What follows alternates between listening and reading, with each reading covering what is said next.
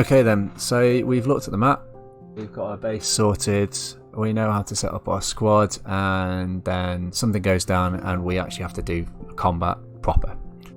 So we click launch mission and we need to make sure that our soldiers are ready to go. Now I've loaded a different save from this one that we saw before, so I got a lot of almost just out of rookies it seems.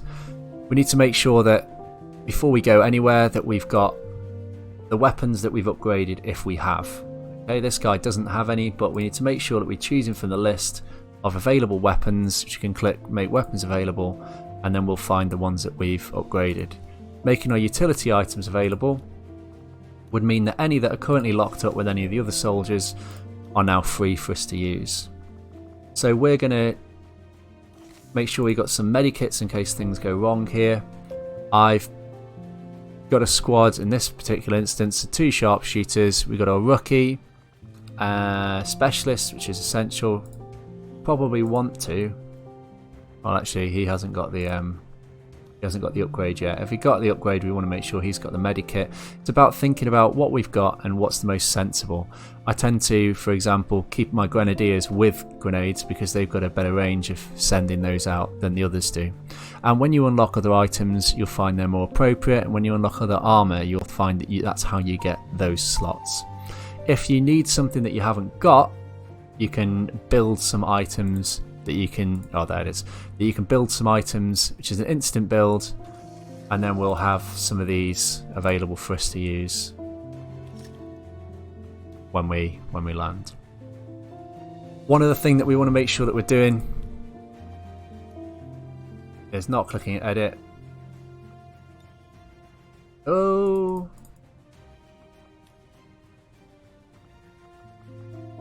we want to make sure we got the right soldiers for it. So we're obviously not going to take anyone that's gravely wounded or already currently sent, well, is currently in the squad.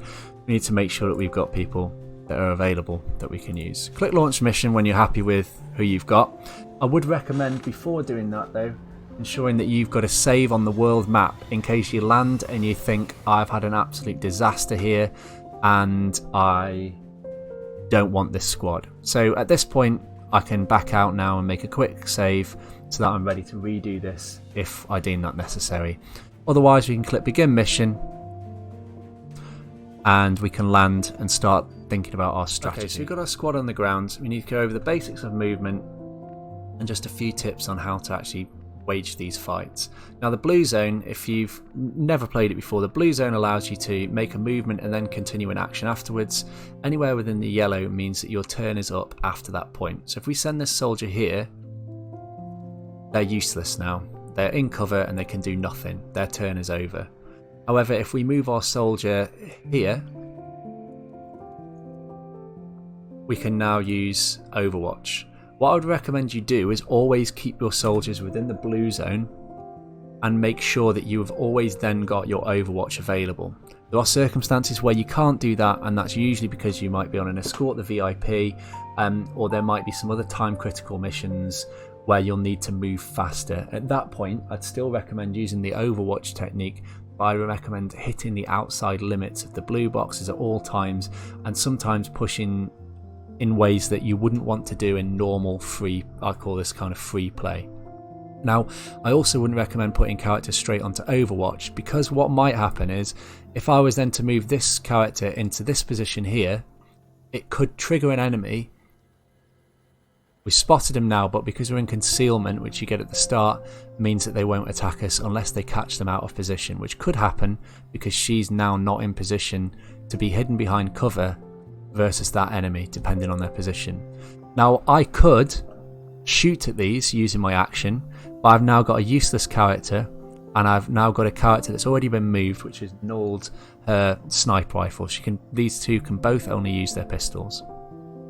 What it has done though is it means I can now choose to use my Overwatch, but I can also choose to move my soldiers into locations that I might find more advantageous for when the upcoming fight happens.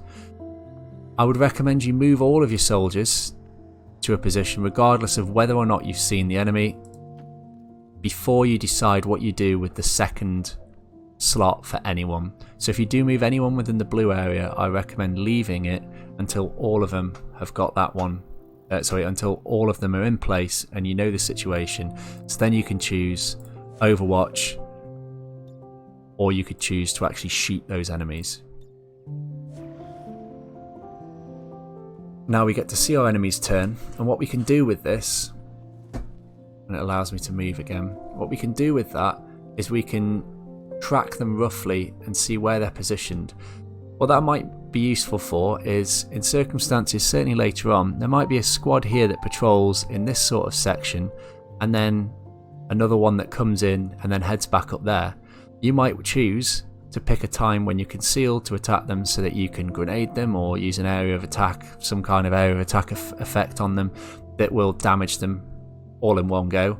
Or you could use it for when you have one squad at their furthest point away from this one to give you a chance to wipe that squad out before this one gets involved. Generally later on you'll find that you start to want to separate these fights up as much as possible, so it's all about making the shortest movement. One other tip I'll give you on here is be mindful of what your teammates' abilities are. It's super easy to forget what they are, especially until you've kind of built, say, a relationship up, but you will start recognising these characters and you know what you've given them. Because I might have, as I said in the video before, I might have 2 snipers and they might be focused on totally different abilities. So death from above would mean that I'd want my sniper up on top of here if she had that at some point, and then I can cover my squad from a distance. If I've got the quick draw, then there's no real benefit of being above other than the normal benefit, so I can then consider moving them around. Similar with any of the other characters, check what weapons they've got, what abilities they've got. Check their movement distances. So with some of the rangers that you might have, you'll be able to move them using the double time. I think it's called double time, the double action one, so you can take another movement after you've actually gone to this limit. So you could choose to trigger those by sending them up here and then moving them away. So think about what abilities they've got, and as you start to unlock a lot more things, you'll start to spot those at the bottom. Always blow stuff up that can be blown up. Be mindful of fires next to things like vehicles, because they can sometimes just blow themselves to pieces. If you've got enemies near things like vehicles, try and get your blast radius to clip over those as well, because the triggering of the vehicle blowing up and the hitting the enemies will obviously give you additional damage to it. Especially at the start of the game, grenades are going to really bail you out, because it's pretty soul destroying, missing nearly every shot with some of your soldiers. Be wary of flanking. So what I mean by that is be wary of sending soldiers out to the side. It obviously gives you a benefit. If we could get behind here, we'd do a significantly larger amount of damage to that enemy, but then it does mean that your soldier is exposed and you don't know what else could then be coming from around it. So always play it cautiously, and always think before you shoot about making sure everyone can get into position. So if I am moving, for example, now, I'm not going to take that shot until I've got people in the position that I want, because then it means I can choose what I do with their second action. Be wary of enemies flanking you as well, catching you off position, especially when your concealment breaks, if you're pushing things too close, too forward, and make sure you're always moving forward in this kind of bounding Overwatch pattern each time throughout the mission, especially when your concealment has gone. One other thing that's worth mentioning is if you come across sectoids, which look like the alien on the front of the box, try and take down any of the nearby soldiers that are next to them first. So try and make sure you've got at least one body on the ground next to from the accompanying squad of the sectoid before you then start lumping all of your fire onto the sectoid. What that means is they'll probably use their ability to reanimate the dead soldier instead of trying to mind control yours, because one of the worst things to happen in the game is to have a soldier mind controlled. If that does happen, you need to wipe out the sectoid as soon as possible, because you obviously don't want to kill one of your own soldiers. So that's just a random tip for sectoids. The rest of it though just comes through extreme patience and moving. With the new release of XCOM, Chimera Squad, I'll break down specific combat scenarios for you so that we can have a look at some of the different strategies that will work with that. If there's any particular enemies or fights that you're really struggling with in XCOM 2, then I'll be doing a couple more videos for this because it's free at the moment. and I'll be doing some War of the Chosen specific ones, as well as doing some mission run-throughs. Obviously they're randomised, but doing some mission run-throughs so you can see an overview if there's interest. Hopefully these videos have helped. Hopefully they've added some insight to it. There is a steep learning curve to the game, but there's not really a lot that you need to learn other than make sure you're using patience as much as you possibly can.